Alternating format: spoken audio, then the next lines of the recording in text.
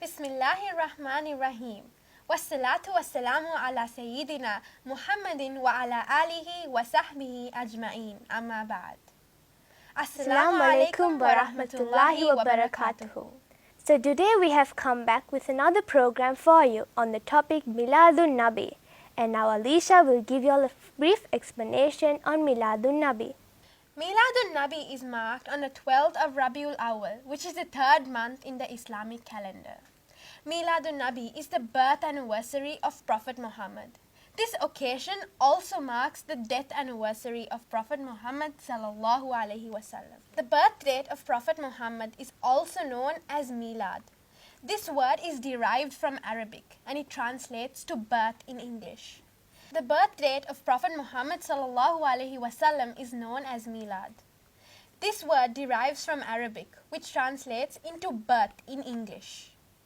The celebration of Miladun Nabi traces back to the early days of Islam, where people gathered and recited verses to honor the Prophet Muhammad.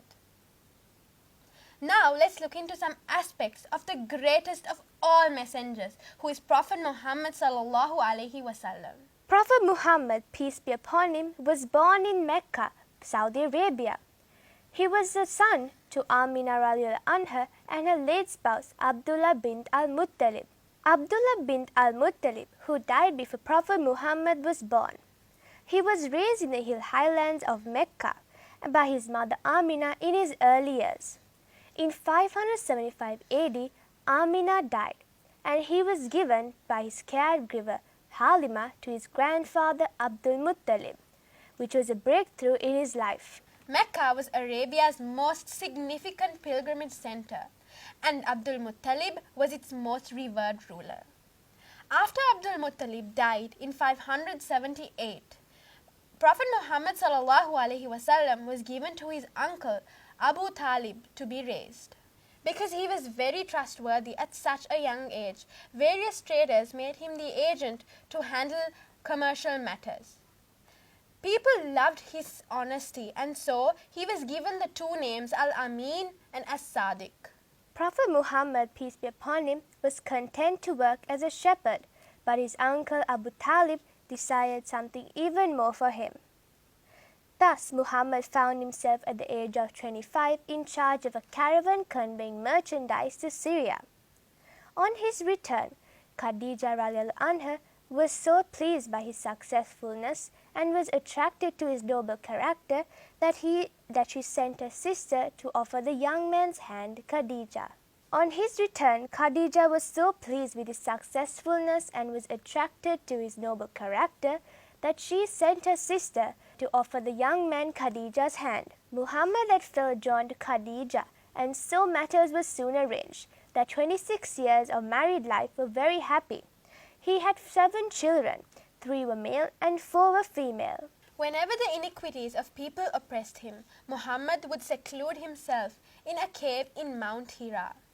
There, his soul tried to peer into the mysteries of life, death, evil and good. Solitude became a passion for him, and he would meditate there even in the month of Ramadan. So now let's see how Prophet Muhammad got the first revelation. It was on one of these occasions when Prophet Muhammad was 40 years old. He was in cave Hira, and he was absorbed in some thoughts. And at that time Jibreel alayhi salam ascended, and he said, Iqra. And Prophet Muhammad said that he did not know how to read. And so Jibreel alayhi salam embraced him very tightly. Once again, Jibreel alayhi salam said, Iqra. And Prophet Muhammad said that he did not know how to read. And then again, Jibreel alayhi salam embraced him very tightly. This happened repeatedly, and finally, Jibreel alayhi salam revealed the first 5 verses of Suratul Alaq. After the revelation of these 5 ayahs, Muhammad sallallahu alaihi wasallam was trembling, and so he ran to Khadija for her tender care. And then Khadija radiallahu anha took him to her cousin Waraka ibn Nawfal. And Waraka said that this was a message from Allah, and that Prophet Muhammad sallallahu alaihi wasallam was chosen as the Prophet of Allah. The fury of the people of Makkah knew no bounds. Prophet Muhammad was subjected to insults, to personal violence, and to the bitterest persecution, and his converts were more relentlessly persecuted, tortured, and oppressed. Therefore, in the 5th year of his mission, Prophet Muhammad told all his followers to leave the country and seek refuge from the idolaters of Abyssinia. But a few of his loyal followers and Prophet Muhammad, peace be upon him himself, stayed back and suffered untold misery and oppression, but still their numbers increased. Now let's look at how the Quraysh boycotted Prophet Muhammad and his followers. The Quraysh outlawed Muhammad and asked his clan to forego their right to avenge his blood. Since the proud clansmen refused this, the Quraysh boycotted them. And after 3 years, they lifted the ban. And after this, sadly, Khadija radiallahu anha and Abu Talib passed away. Persecution grew ever fiercer, and Prophet Muhammad wanted to get the help of the neighboring city, which was Taif, and there he barely escaped with his life. Prophet Muhammad took counsel with his Meccan followers and decided that they should immigrate to Medina. They left gradually, Prophet Muhammad, peace be upon him, remaining to the last. Soon the Quraysh found out their little plan. Their departure was soon discovered by the Quraysh, and so they decided to slay Prophet Muhammad before he too escaped. They therefore cast lots. They therefore chose 40 men, one from each clan, who took a solemn vow to kill Prophet Muhammad. They were to strike at the same time so that not one clan could be caught.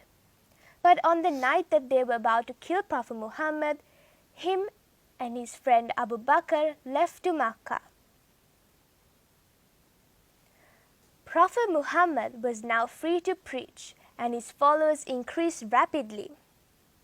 The Muslims could now worship freely and live according to the laws of Allah.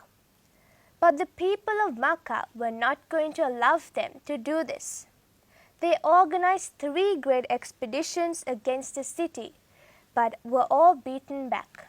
There was a treaty signed between the Meccans and the Muslims to maintain peace, and this treaty was known as the Treaty of Hudaybiyah. According to the treaty, Muslims were to return to Medina that year without performing the pilgrimage.